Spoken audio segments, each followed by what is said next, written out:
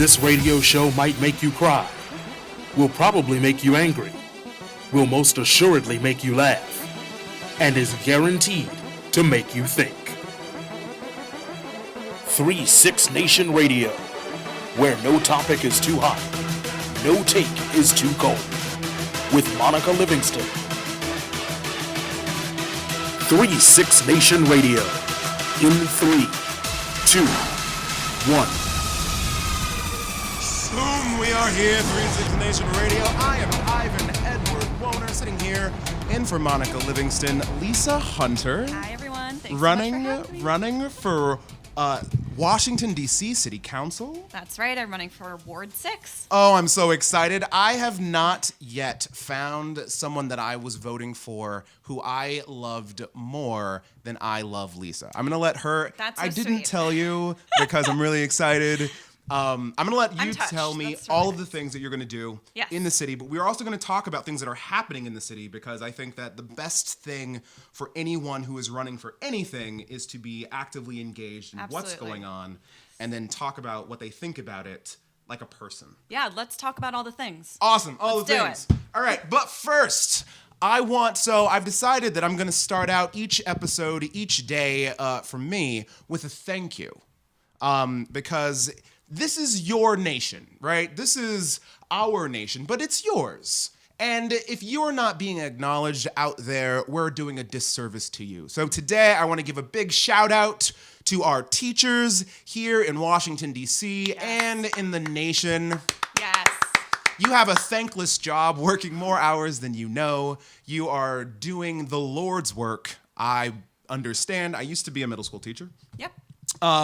But really, with all of the scandals and all of the mismanagement that is happening in Washington, D.C., I can honestly say these are the people, and I know them, a lot of them personally, these are the people who go out of their way to give and pour themselves into their students, into their communities.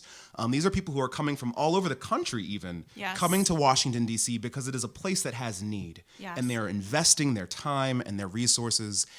Thank you. Thank you for your dedication. Thank We do this for you, right? This is why we're here. All right. There's a lot to talk about. 1, we've got Facebook. 2, we've got a trade war. 3, we've got an actual war. 4, CNN just came out with a report that says Russia has hacked into our electric grid and can shut us down at will. 5, the president dropped his lawyer because the Russia investigation is heating up at the same time. 6, the Republicans have just said there was no collusion, and the Democrats were like, we have all of this evidence. Why didn't Right. you just look at it? We also have the Dow Jones dropped 700 points today. boy. If you don't know what that means, just imagine Facebook lost $50 billion yesterday. Okay? 5,000 million times 10 is $50 billion. Okay? That's what Facebook lost yesterday. God damn! We have just a series of craziness nationally. We have got bombers in Austin. We had shootings crazy. in Maryland. Yeah. We have a war in Syria. We had Vladimir Putin just steal another sham election. And then the president of the United States congratulating him, wishing that he also had dictator powers. I feel like we need like a positive story. We're going to do a positive story.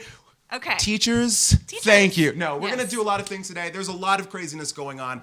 I want to break it all down, but I want to break it on. We're going to talk about local politics. We're going to talk Yeah. about what's going on at city council. We're going to talk about Lots. gentrification. Yep. We're going to talk. I don't even know if we can get through all of it. Monica, you need to come back and save us. You need to come back and rescue us. All right, this is 3-6 Nation. We will be right back. 30 seconds. Pay some bills. Bow, bow. Kazam.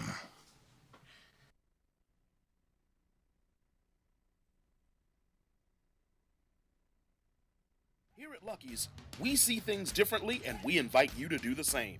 With a visual thrill of 8 high-definition screens measuring 6 feet by 8 feet, complemented by an additional 15 HD TV plasma screens at 50 inches, you won't miss a beat, play, or pitch.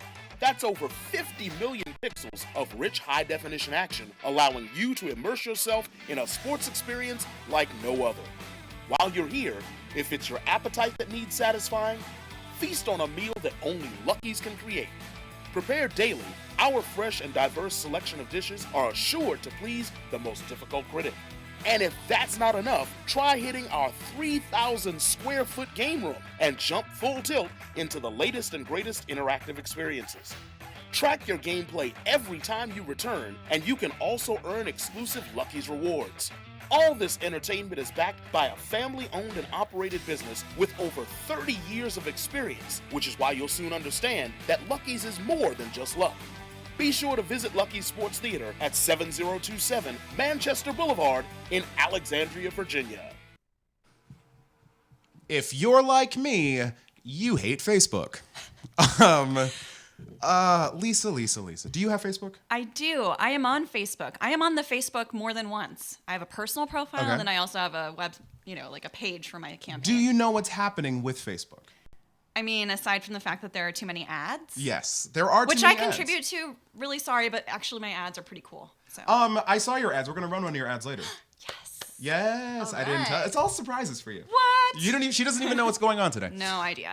So Facebook back in 2014 had their privacy policy, and they said, we believe that we should let everybody have access to all the data because that will be really great, because then people can have customized experiences and third-party developers can come in and do things.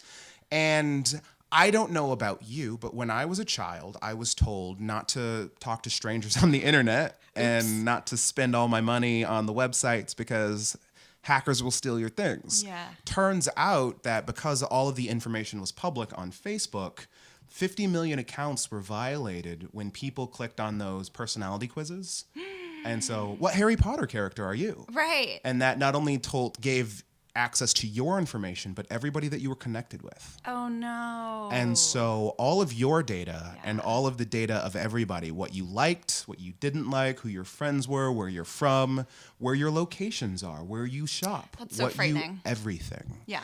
And that was sent to a company called Cambridge Analytics. Right. Cambridge Analytics is a psychological, they're called PsyOps. Right, yeah. So they do marketing, but before he did marketing, their founder was involved in PsyOps. PsyOps is a branch of the military that works on, according to his words, bending people's minds. Ooh. And so true story, when I was a young 18-year-old, I enlisted for the Marines, and they asked me what I wanted to do, and I said, I want to be in PsyOps because I saw this kind of warfare happening, and I said, I want to be able to stop this. I want to be able to get in front of this.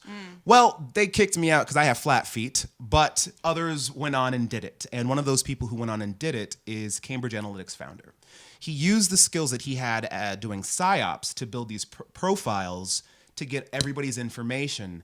And then he had Russian operatives. He was partly founded by the University of St. Petersburg. And he had members of the Donald Trump campaign and members of the Russian government come in and say, we want to build specifically targeted profiles. And so when we talk about there's an echo chamber, they built echo chambers designed with fake information in order to make people angry, in order to make them violent, in order to make them want to bend their minds. Yes. Do you remember that? I mean, sort of, I guess. I don't know. God, 2016 was nuts, but everybody was know, throwing right? things and locker ups and Yes, it was pretty nasty out there. I can remember there was something happened down in Texas. There was supposed to be a protest that was anti-immigrant. And then at the same time, there was a pro-immigrant protest in the same location. At the same time? At the same time, done by two separate Russian trolls that were trying to bring violent people together. And so you had these things that were happening. Facebook knew about it and was like, well, we think that everybody should have your data. Yeah. This sounds like, it kind of reminds me of Gladiator, where you're just sort of watching these kingmakers, or not so much kingmakers, but playing games on a chessboard. They're or something. pawns. Yeah. They are playing games. Thank you, because that's the the people, word. Yes. The chessboard analogy was the correct. chess. Yes. No, but you absolutely have people manipulating the public, because we are the people that vote, right? We are the thing that they want. But it's also very vicious, right? It's not just the outcome of an election or how you are swaying, bodies of people one way or another politically. It's also, it sounds to me to be much more violent, right? And aggressive, it really is. Right? To incite that kind of violence and to incite that sort of really dangerous behavior. It's been going on for actually a lot longer than this. Right.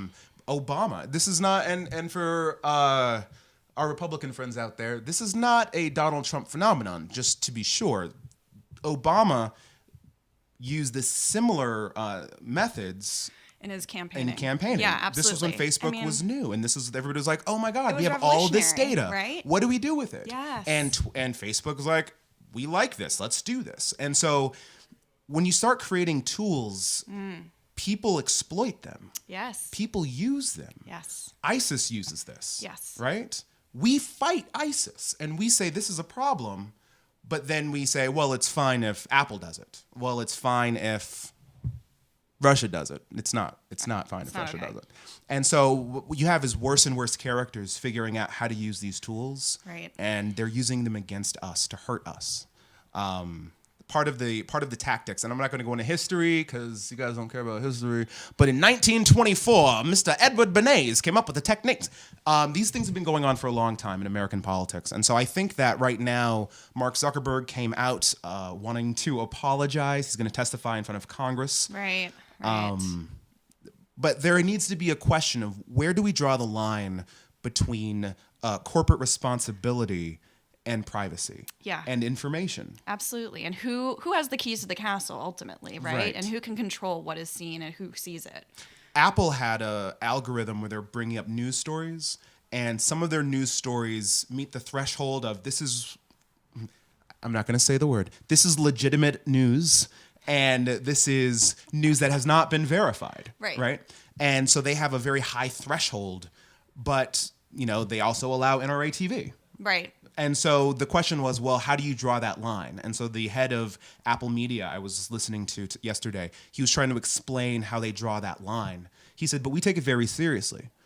How do you as a politician, how do you talk about and how do you walk the line between what the government should be stepping in and regulating? Right. I mean, this is all First Amendment stuff, right? Yeah.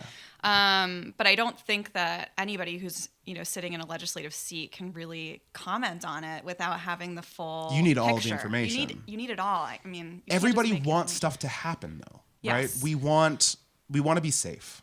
Absolutely. I mean, I think that's the primary reason why you would even consider doing something on this, is because you want to make sure that people are not in danger, they're not inflicting danger or harm onto other people, but you also want to make sure that we preserve the right and the freedom of speech, right? I still see. Well, and I don't know about this, and maybe you can answer this. If the First Amendment is protected by protected people from the government, right? The government can't come in and censor you and your political speech, but corporations absolutely have a responsibility to not be putting ISIS videos on their platform, don't they? I mean, I think it's up to the government to enforce these laws. I think these are the sorts of things that happen in the courts too. Please, right? guys. I was I wanna really hope. I know that they're talking about how to change that. Yeah. But I don't know what kind of options that we as people have. I mean, that's part of Congress's charge right now, right? Yeah. To talk to Mark Zuckerberg and get the answers and really understand what's going on and have that sort of investigatory oversight. He's my least favorite child billionaire. So thanks, Mark. I hope to see you here in Washington, D.C. real soon. Isn't Be this sure. on Facebook? He Facebooked it. Oh my God. All right, let's move on. Let's talk about local D.C. Let's do it. There was the hearing for the comprehensive plan The yesterday. longest hearing in the history of history. Several hundred people came up and shared their little two bits. It was incredible. Talk to us what happened.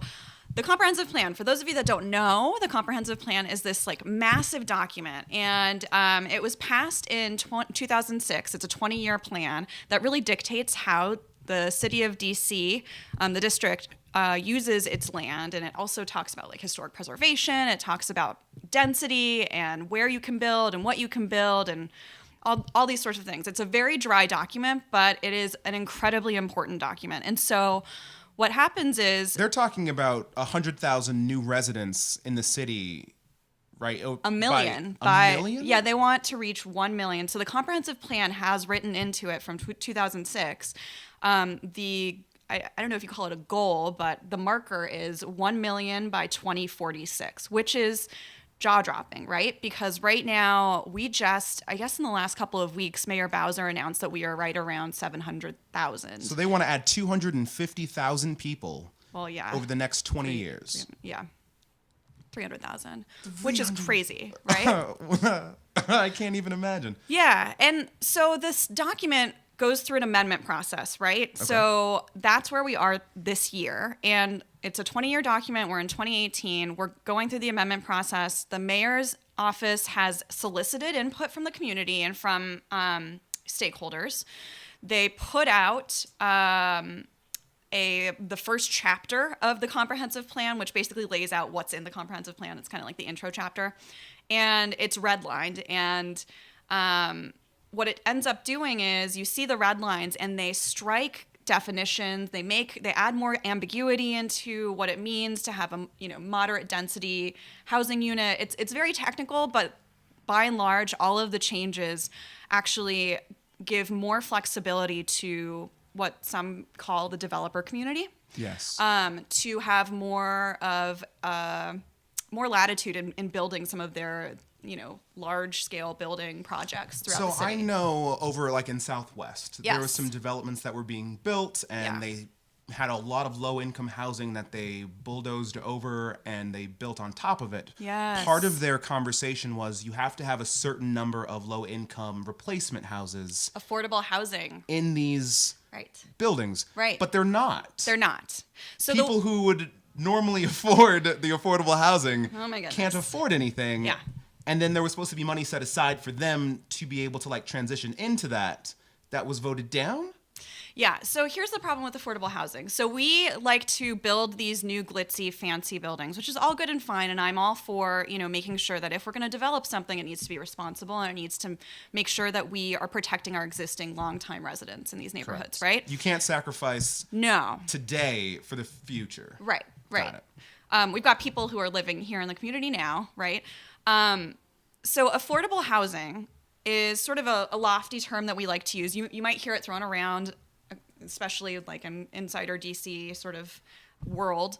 The problem with affordable housing is that it's defined based on a formula. So the formula takes into account the average income, or the median income, of not just district residents, but also the suburbs in Maryland and Virginia. And so when you think about what the median income is, it's totally skewed by places like, McLean and Bethesda and Chevy Chase. And so what you have is affordability being somewhere closer to $109,000. And so, for a like year?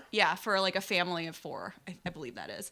And then I think for a single person, it's closer to 80,000. And so what you end up having is families who are living in the district, who call this their home, who are, longtime residents in their neighborhoods, who, effectively get displaced and can't get back into the affordable housing units that are a part of the, larger building or project. Now, right? I know the federal poverty line for this area, the 70% low income is like $24,000. And so you have people who are making more than the poverty line. Yes. Who are making less than they can for benefits, which is they're making $24,000. Their current rent is $800 a month, which is like $10,000 a year. Right. Which is almost half of their income. Which means that they're rent burden, right? Correct. So if you're rent burden, if you're paying more than 30% of your salary or 30% of what you make on your housing. That's welcome to DC. Sorry, this is all numbers. I was like, oh man. I know, it's totally nuts. I was like, is that how the numbers work? Yeah. And now the affordability, they have to be making 4 times as much. That's right. In order to qualify for the housing that they were displaced out of. Yes, exactly. Oh, and by the way, let's not discount the fact that in order to get back into these houses that they were promised we're going to be there for them, they have to fill out a stack of papers like this. And so it's such a high bar to get back into these communities if you were displaced. And, I have conversations, I don't know if you have these conversations too, but I'm having conversations every day with people in Southwest, in actually all parts of the ward that I'm running in, who have tears in their eyes because they know they're just a couple paychecks away from not being able to afford to live in their neighborhoods anymore. And it's tragic. And, part of the reason why I'm running is because I believe that we have an obligation. I'm a progressive, and I was raised to make sure that when people are experiencing prosperity, that we don't leave our neighbors behind, right? So this is from Data USA. This says the poverty rate, people who live below the poverty line in Washington, D.C., is 17%. Yeah. The median household income is $75,000. So the middle is still below the affordable housing threshold. Yeah. And almost 20% of the residents here are below poverty. Yes. We have a rampant homeless problem, one of the worst in the nation. We have an AIDS crisis here in the city. We have a maternal health crisis. Maternal health. The infant mortality rate. Maternal mortality rate. And we're raising the bar for people to find houses? Yeah. Can I throw a curveball in here? Throw me some. Which is, we have passed in the district a $15 an hour minimum wage. Okay. But on 40 hours a week, that's still not going to get you enough to be able to earn enough to make it into affordable housing. So what you really need is $17.50, I think, an hour to be able to live in the district. Wow. And that's not even, and you can't get that. Well, not for minimum wage. Right. That's not minimum wage. So the question is, if we have these 300,000 new residents coming in, presumably there are going to be people who can afford this new threshold. Presumably. That's what we're kind of banking on, right? If you've got a family of two lawyers making $180,000 a year. What do they call them? Anyways. Upwardly mobile? The yuppies? I don't know. But you have people who are coming in. Yes. But the city, to be stable, you need a certain amount of mid-level and low-level income jobs. You just have to have people doing service industry works because we have a lot of service industry jobs. That's one way to look at it. So that's sort of the Malthusian. Yes. For me, it's it's the right thing to do is to make sure that we have people who can live in DC, earn a living wage, even if they're not those two lawyers. Maybe they've grown up here, maybe they have family here, maybe for whatever reason they live here, and they shouldn't have to be forced out, right? I absolutely agree. They're just forcing them out to the Ward 8, that's all. Well, so Ward 8 is actually experiencing some of these, new developments the same things. too. Everybody's but the problem the sprawl and the spread of gentrification. So let's just take a step back. For those of you at home, Ward 8 covers the sort of area across the Anacostia River from Ward 6 and 7. Actually, 7 crosses over to the river as well for part of it.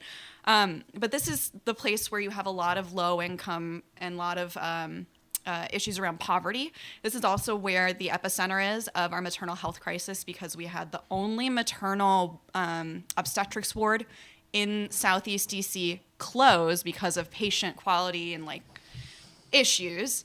The government shut them down. Yes, the government shut them down. But they had a mother who died. They also had another patient who died on the floor asking for his nurse to come. It's a mess, and it's not safe. But that was it, right? That was the only maternity ward in Ward 8. How many? I don't know if you know these numbers. How many residents are in that area? I don't know the number of residents in that area, but I will tell you this. The maternal mortality rate is 3 times higher for Black women in DC than for white women. And that's, there are a lot of reasons for that, right? When you are pregnant, speaking of somebody who has actually been pregnant and given birth. We have an expert who can talk about these issues. Republican Party, take note. So here's what happens. You spend, 9, almost 10 months gestating. Yep. This is anatomy 101. Okay. This is so exciting. It's like baking, except for people. It's exactly what it is. Great. So you're pregnant, right? You have to eat right. You have to exercise. You're supposed to, be healthy and zen and whatever. You want to take your vitamins. That's right. You want to drink a lot of juice and water or whatever. Sure. Okay. And The problem is the experience for white women versus Black women in this city is vastly different, right? Because you have, for me, I interacted with the medical system way more than I ever had before when I was pregnant. You have checkups every week, and then they progressively get more and more frequent. Every week? Well, every week for the last month, they kept weighing me. They were Every like, baby watch. No, Wow. every week towards the end. Yes, that's a lot. It is a lot. I was thinking monthly. But this is the thing. Some of these pregnant women At 3 months, 6 months, and then twice in the end. No. Oh my. Yeah. Okay. It's crazy. Yeah. And then How much does that cost? It depends on if you're insured, right? Okay, keep going. But for a woman who is pregnant in Southeast, how are they going to go to see a doctor for prenatal care? Right? They're going to have to take the bus and go all the way across town. No, that's not going to work. And by the way, there are only 2 grocery stores across the river. How are they going to, get the nutrients they need to be able to have Food. Right. Food, period. And also to make sure that they're sustaining Correct. themselves and their baby, right? So you have a lot of health problems just around basic care. And by the way, poverty, it's so much toxic stress, right? You're worried about finances. You're worried about, childcare. If you have kids, you're worried about, where you're going to get your next meal. Who knows? And that's really stressful. And so the rates of gestational diabetes, or even hypertension, so high blood pressure, those are the sorts of things that, some of these women are experiencing. And then cut to, you're in labor. Oh my goodness, you're in labor. You have to get to a doctor's, or you have to get to the hospital. You have to right? Chop, chop. And it depends, right? Yes. Some women go through labor for a couple days. Some women go through labor for 20 minutes, which is, those are the extremes, right? Yeah. And for somebody who has hypertension or who has gestational diabetes, the risk of having complications during childbirth are skyrocketing, right? Yeah. And so when you have maternal mortality rates or infant mortality rates like the kind that we are seeing in DC, it's no surprise because we haven't done enough to help these expectant mothers and their babies. And by the way, it's not all about labor, right? After you have a baby, you are tired. You have to figure out breastfeeding. Everyone thinks it's really natural. It's not. Maybe for some it is, but it's not for a lot of us. And I needed a lot of extra help when I had my kid, and I was lucky enough to have the means to be able to get it, but not everybody does. Yeah. Anyways, I feel like we've really taken this conversation into So the question that I have health. Then, thank you that someone is talking about it. So as the city council. Yes, let's talk.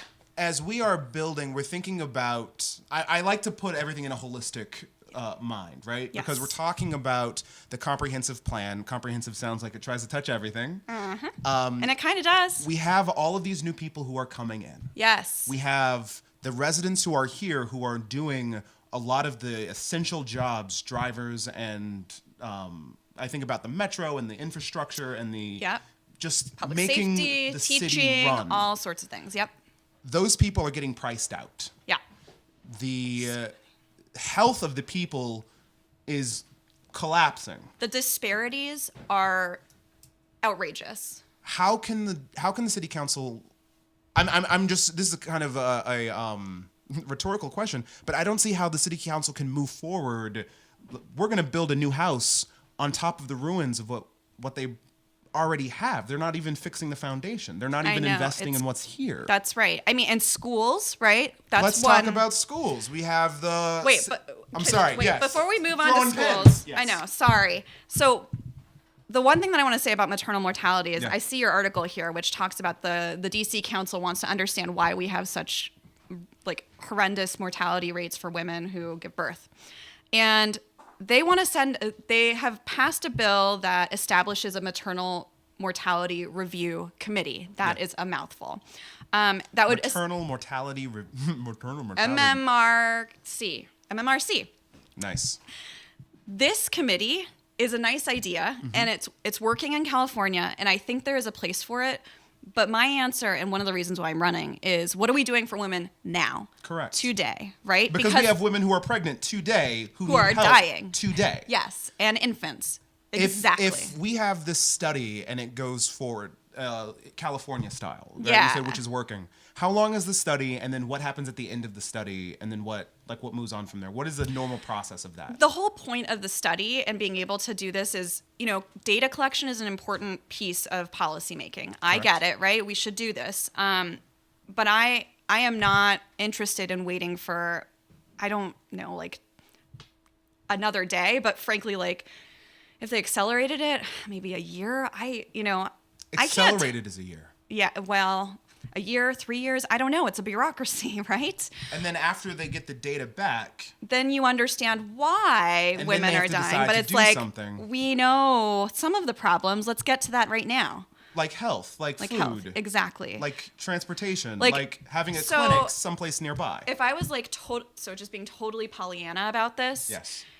In my wildest dreams, what we would be doing is investing in teams of like rapid response teams to go out into the community and meet women where they are. Okay. This includes having like prenatal visits at their home. This includes sending doulas, midwives, everybody. Like, let's just go down to Southeast and make sure that we are meeting with them. Let's have nutritionists out there. Let's make sure we have, breastfeeding classes available. Like, I feel in my heart of hearts that we need to do a full court blitz. So empowering the professionals who we already have to go into the communities where they're needed. Exactly. And do the job that they're not able to do now. That's right. Because we've bulldozed the clinics that used to be there. Or the clinics were not safe that were there. Either or. Okay. Yeah. Is Yes. that a feasible solution? I don't see why not. I mean, that's sort of like the life I'm living. Is it less right? expensive than the Purple Line? That's a good question. I think so. Well, Yes. then, so saving lives is better than Worth the it. $5 billion that we've put in a savings account for 20 years from now. Maybe one day Yeah. we'll do something with it. Right. All right. Okay, so Okay, that's we're enough. gonna breathe. We're gonna come back. This is us. We're talking politics. We're talking local politics today because we love you. And women. And women because they get all the attention they need. Excuse me. They get all- need. From me, they get all of the This is attention. like mansplaining. From me. I love. They the need things. what Ivan says. We'll be right back. Are we gonna be right back? We're not even gonna be right back. All right. We are going to move on to some other. It's fine. We're gonna move on to some other things. But I do want to ask one question. There was this shooting. I'm talking about guns now. There was a shooting in Maryland, 70 miles south of where we are. Yeah. A young love-struck boy took a gun to his school. And he was stopped by a security officer who was armed. He pulled out his gun and shot him. Yeah. We had bombings in Austin. The world is crazy. We had Yes. a shooting of an unarmed man in Sacramento. Right. We can talk about the injustice that is happening. We can talk about the insanity. We can talk about the culture. And I do, but we're not going to do that today. The question that I have is, what do we do to fix this? Right? I know it exists. We're talking about studies. We're talking about we need to put in the effort to understand what's going on. We are having almost one of these a day. Yes. And so what is the short term? I don't believe personally that adding guns to classrooms is going to keep us safer for the same reason that right now our teachers, I love you guys, our teachers aren't allowed to give out Tylenol, right? Right. Like they can't be trusted. Right. With medicine, but there's all these safety regulations. Yes. We don't allow kids to operate in gyms in certain conditions on their own. In the school I was at recently, they said, "Oh, we don't use lockers rooms anymore because they're unsafe." Like we don't put kids in there unsupervised, and it's not possible to supervise them because of sexual assault and all these things. So we just don't use locker rooms at all anymore. And the kids bring their things and they change in the bathroom really quick and they do what they do. Yeah. But we have all of these problems in our environments that need a cooling off, right? We can't even get to the place where we go, all right, what do we need long term to fix this? Like, what can we do right now to make sure that the kids in DC are safe? That's a good question. I've talked to a couple of high schoolers here. And so, look, I have a lot of optimism. Okay. In DC in particular, we've had students at Eastern High School, which is in Northeast DC, who have been active in the walkout. We've also had students from Ballou and other high schools across the region who have gotten involved in the march and in the walkout. I am like I said, optimistic that we can look to these students as agents of change to demand that we make sure that they have a safe place to go to school. Yeah. One of the other things is I'm not going to pretend to have all the solutions. And you were a teacher. Sure. I've got ideas, but it's not about individuals, and it's not about. No, it's not. But it is about the about entire people being able to this is what we need in our school, in Right. our neighborhood, in our whatever. And so I don't think there's a one. There's No, never there's a no one size fits silver all bullet. answer. That's a bad. There's no silver bulletproof vest, is what she means. Yeah, exactly.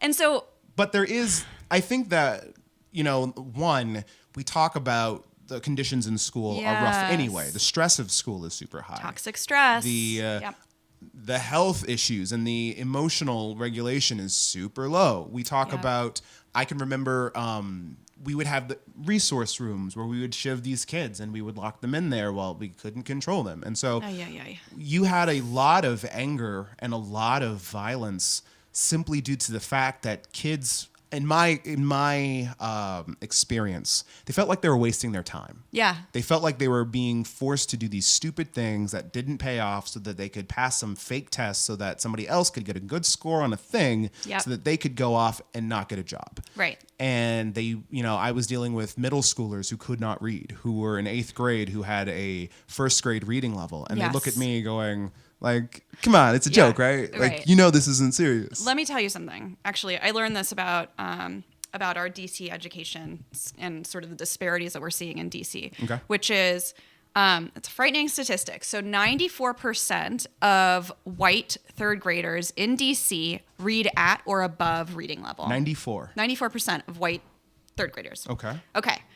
Flip it, and you look at 3rd graders in low-income communities and Black 3rd graders in DC, and they're only 36% are reading at or above grade level. That kind of disparity, it just tells you everything you need to know, which is that we've, poured a lot of resources into education, poured a lot of resources into, building up communities, but we still have a huge achievement or opportunity gap.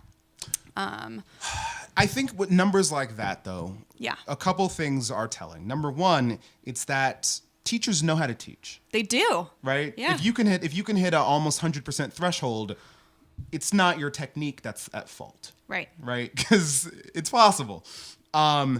We know that it's not a financial issue from the school's point of view, because if you're meeting at some places, maybe it is. Maybe it's just I actually think it is. You think it's just that? I mean, I think that's part of it, right? Is it if we added more? Well, let me be more specific. If we added more money, what should that money be doing? So we already know that we are not funding education where we should be. Last year, We're buying buildings. We just spent $100 look, million you can paint, on. It was really you can put beautiful. paint on the walls, but it's not going to teach a kid how to read. They said right? it would improve their emotional That's- quality and their reflection on the environment that they were working in. Look, I'm not going to say that the modernization isn't helpful. Okay. But what I will say is we are spending. So the way that DC allocates money for schools is on a per student basis. Correct. Right. And there is some formula that allows more money to follow students who are classified as at risk, right? Okay. So, and special needs or, English language learners. But the problem that we see is because we are not funding the entire system at the level that we should be funding it, we see schools are diverting some of those at-risk funding and using them to supplement core functions. Correct. And so what happens is these at-risk students, special needs students, or English language learner students are totally cast aside and not benefiting from these supplemental funds that they should be. And so Should we change the formula so it's not per student but per neighborhood and the number of that's one school the number of thought. of residents in this area? Yeah. They need a certain amount of funding.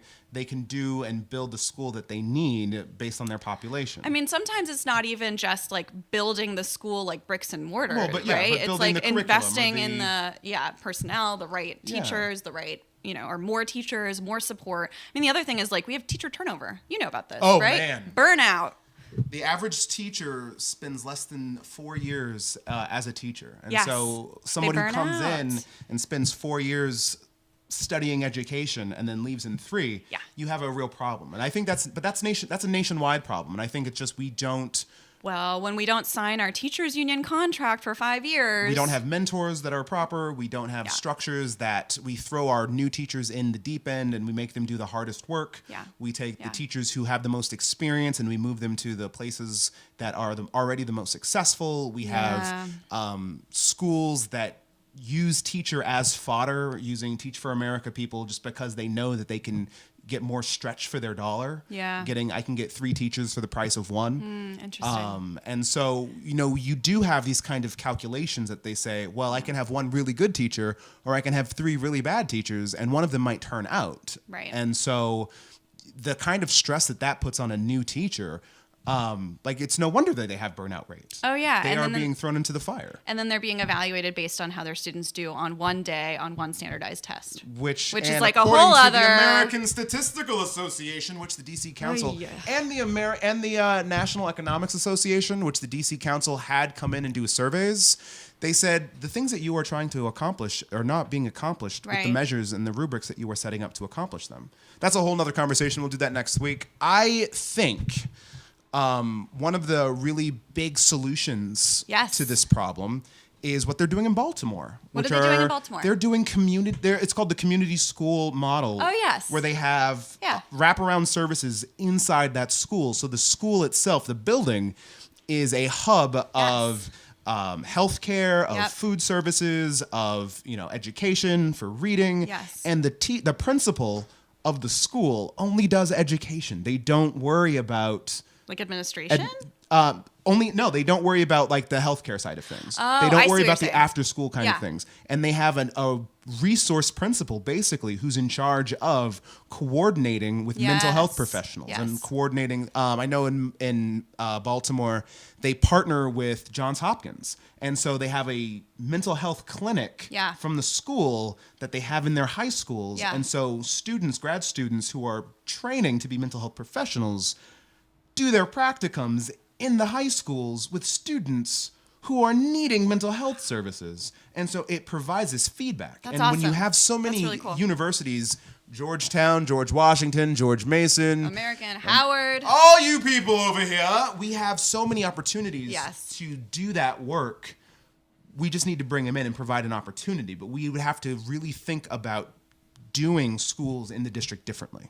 Yeah, I mean, and right now a lot of them are practicing restorative justice, right, which is a different model, but a lot of people are leaning towards the community model. Sure. And actually, it's interesting. Do you know about Mary Center? Does anybody know about Mary Center in here? I know Mary Center. There's over on There's one on Georgia Avenue. Yes. So it's amazing. They're really nice. They're really nice. I know Yes. the executive director, and I work with her daughter. Mm-hmm. And Maria Gomez is like national hero because she basically started Mary Center in the basement of in an English basement in Adams Morgan to serve immigrant populations. Yes. And she's a practicing nurse. The whole philosophy behind Mary Center is similar to the community model, right? Where you focus on not just the health of the patient, but also making sure that they have their social needs met, as well as their education needs met. And so if that means teaching literacy or making sure that they are hooked up with, some sort of therapy beyond, like behavioral health or some, like those sorts of like social services, making sure that they have a counselor to help them or a case manager if they're trying to find stable housing. Like that is the sort of thing that I think of when I think about the community. That's exactly model, right. And when you were talking about before with women's health is caused, or the lack of health was caused by all of these different needs, we're not going to be able to fix that or the education crisis with one solution, Right. because it's caused by so many different things that they all have to come together. And so being able to provide all of those different sources, depending on what people need in the moment, when you have a school that's made up of these different populations, you'll be able to address all of that. Yes. And so it serves everybody and not just the Yeah. ones who So are let me just lacking in reading, for example. let me toot my own horn here Wah, because wah. I think this is the reason why we need new people in local government because right now we have an old guard, especially in DC. We've got these DC insiders, right, who have been Or outsiders. Well, but coming from wherever. Yeah, well. I'm not going to point fingers. Anyways. I'm going to point fingers after the break.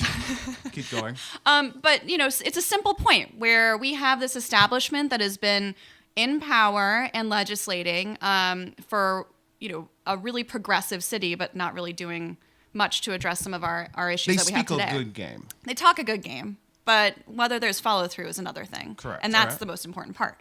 But just like you said, there's no one single solution. We need to bring in new blood. We need to have people who have diverse experiences that were not raised in the system and not brought up in the system so that we can make sure that we are attacking these problems head on, but from multiple angles, and making sure that we have new ideas and innovation and new leaders who are able to bridge, you know, coalitions to be able to like do that full court blitz on the maternal health crisis and make sure that we have, you know, a comprehensive plan that works for everybody. Anyways, so I will just say this is one of the reasons why we need to see ourselves in office. It's because we have ideas and we are good at listening and we are compassionate and we care. We're not just, you know, old guard. Lisa Hunter, ladies and gentlemen, give it up for her. I'm excited. All right, we're going to take a break. We've got 15 minutes left, and by 15, I mean 13. But we are going to come back. We're going to shake it off, dive into a couple more topics. It's 3-6 Nation Radio, for real this time. Thought about launching a broadcasting career? Think you have what it takes to become a broadcasting professional? Learn the skills that will make people want to tune in. Join Monica Livingston, radio personality and owner of 3-6 Nation, for a career development workshop on what it takes to be a radio DJ, sportscaster, and news anchor. Find out how the former DC diva and owner of 3-6 Nation manages her own live internet radio show. Sign up for a workshop today where Monica doesn't just share broadcasting tools. She puts you on the air.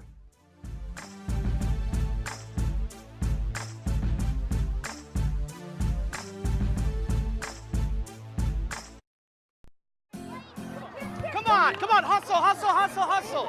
Get your head in the game. Come on. Are you setting the right example for your kids? Are you even trying? The ball's down there. What are you doing? You need to get some confidence. Come on, hustle up, get up there. Reviewing last year, ad revenue has declined 15%. Come on, get your head on straight. Before your child's next game, ask yourself, how would you like it if they copied your behavior? There are many ways which we can improve. That's for sure. You need to get some confidence. Positive Coaching Alliance has valuable tips and tools to help our kids perform their best while keeping sports enjoyable for everyone. Their development zone is a great resource for parents like us. Positive Coaching Alliance, creating better athletes, better people. Learn more at positivecoach.org/Fox Sports. I love how USAA gives me the peace of mind and the security just like the Marines did. At one point I did change to a different company with car insurance and I was not happy with the customer service. We have switched back over and we feel like we're back home now. The process through USAA is so effortless that you feel like you're a part of the family. I love that I can pass a membership to my children and that they can be protected. We're the Williams family and we're USAA members for life. Call USAA today to talk about your insurance needs. If you can play, you can play. If you can play, you can play. If you can play, you can play. We are all Champions. We are all Red Hawks. Red Hawk. For life. Our staff, coaches, and student athletes welcome. I'm inspired by my mom. She overcame economic and racial barriers to become the first person in our family to go to college. She worked hard and taught me to always push for a world where everyone has a chance to succeed. When I put JJ to bed, we say goodnight to the women on her bedroom wall. Women like my mom who have never taken no for an answer when the question is one of fairness, equality, and justice. Women who stepped up and set a standard that I try to live up to. It's why I served in the Peace Corps, teaching literacy to school children, working on HIV and AIDS prevention, empowering women facing domestic violence, and teaching young girls about their value. It's why I joined the Obama administration. If 2016 taught me anything, it's that we have a long way to go. As a new mom, I know how hard it is to access healthcare, take family leave, find affordable daycare, and raise a child while juggling a full-time job. We live in a world-class city, and we need to do better. Access to basic needs like healthcare, education, and safe, affordable housing can't be a privilege reserved for the few. There are too many good people working too hard, only to find they're being ignored and left behind. My parents moved to Capitol Hill when JJ was born. Last spring, someone hung signs. We are back, Hey! 36 Nation. Oh, having so much fun. Let's drop a bomb, shall we? Ooh. That's the Department of Homeland Security and the FBI have reported that the Russians, I sound like a Cold War thriller, the Russians have been stealing information and testing attack scenarios on structure and operation of U.S. electric grid, including industrial control and the supervisory control and data acquisition systems. Attacking those systems specifically will not just shut down the electric grid, but cause permanent damage. It's the kind of movie style overload the circuit breaker so that it short circuits and explodes. They did this before the invasion of Crimea. They did this in Ukraine. This is how they attack preemptively. They go in and shut off the lights. If you talk to the Air Force, the United States Air Force uses that phrase a lot. We're going to shut off their lights. That's how they preemptively bomb. That's what they do when they went into... did they do that in Iraq? They wanted to. They weren't totally allowed to. But you go in and you shut off the ability for the communications and the infrastructure, water, lighting, computer, your internet of things, no GPS, no Googles, no nothing. You are shut down. And so because everything that we do is run on the electric grid, it's so frightening. The Department of Homeland Security came out and said they found evidence of hackers having complete control over some of these systems and partial control over others. And so we have to ask ourselves, what? Right? I am absolutely terrified. On top of that, you have the election of Vladimir Putin, which was this week, earlier this week. And our president came out and congratulated him on his victory. And if you are not a political person, that might not sound like anything. This is a man who came out and arrested and imprisoned and disappeared people who were trying to vote against him, people who were trying to run against him. This is a violation of democracy. Our president himself came out and says, what? He's a good friend of ours. We can do things better in the upcoming, can you go back to that tweet? In the upcoming arm race. Quote, I called President Putin of Russia to congratulate him on his election victory. In the past, Obama called him also. The fake news media is crazed about him because they wanted to excoriate him. They are wrong. Getting along with Russia and others is a good thing, not a bad thing. They can help solve problems with North Korea, ISIS, Ukraine, Iran, and even the coming arms race. Aye. The question I have is, what the hell is he talking about? Who are we having an arms race with? The arms race ended when we decided to end our nuclear war with Russia, right? We were like, hey, that happened. No more a while of ago. this. Right. Vladimir Putin came out 2 weeks ago and said they're developing supersonic nuclear missiles. Yes. That's not frightening. In case you don't know. And then he had a video of a missile hitting Florida. Like, this is what we're dealing with, guys. This is not... Like, this is North Korea coming out and booing, like, this is the meltdown of Washington, D.C. Like, we have the people that we are currently at war with, currently fighting us, hacking our systems, getting control of our most essential infrastructure, and then developing weapons that are, according to the Pentagon, unstoppable. Yeah. And then our president is joining their team. I am not. The reason I want to really say this very strongly, since 2015, actually, I have been looking at the pattern that the nation has been going in, and I have said war is coming. I was part of a group of people. It was I was the token liberal in the group. Okay. And I was looking at them and I was terrified that they were a lot of ex-special forces people, a lot of ex-military people. And I said, guys, this is very clearly a prelude to war. And they said, no, that's not how it works. It's not going to happen. This is in 2015? This is in 2015. In 2016, the pieces are falling into place, and I'm terrified because I can see the psychological attacks that we do on places like Iran before we went in there. You have, we want to win the hearts and minds, or by win, I mean we want them to be controlled by us. Right. And then we had disinformation campaigns. We had the DNC came out. I think this is all public news. The DNC came out and said, we're being hacked. Can you help us? We had all of these different entities. Yeah, these plot points where you're like, oh boy. Yeah, and they're going, help us. Can someone do something? Right. And not only were they being ignored by the people, but they're saying, you're lying to us. And so now we're at a point in our nation where our enemy is at the gates. Yeah. Is this the part where we get to collapse of the nation? This is where we get to collapse of the nation, and it's just a tiny side note. It's one of my points of things I want to talk about today. I think about this. I want to go biblical on you guys. In the book of Jeremiah, God was looking at everybody and said, the Babylonians were coming. Jeremiah was like, guys, the Babylonians are coming. And they kept coming and they kept coming. And the people inside the city, inside Jerusalem, said, I don't believe you. And it eventually led to their destruction. Again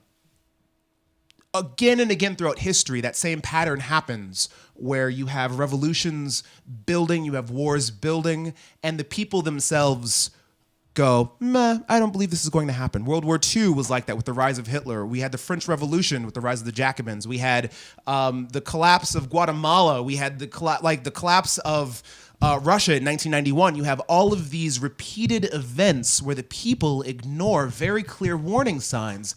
We have an opportunity right now to say this is our country. We are going to take it back. Not from some foreign power, not from some malicious government, but from people who are not doing their job. We are going to take it back and we are going to run it properly.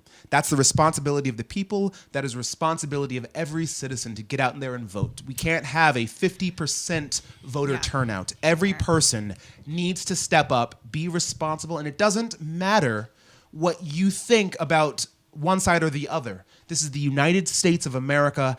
Everybody is required to be on the same team. We must get along, we must unite, and we must vote for competent people to do things. This is Ivan Woner, Lisa Hunter, Monica Livingston, 3-6 Nation. We will be back next Thursday, my friends. Booyah shakalaka laka.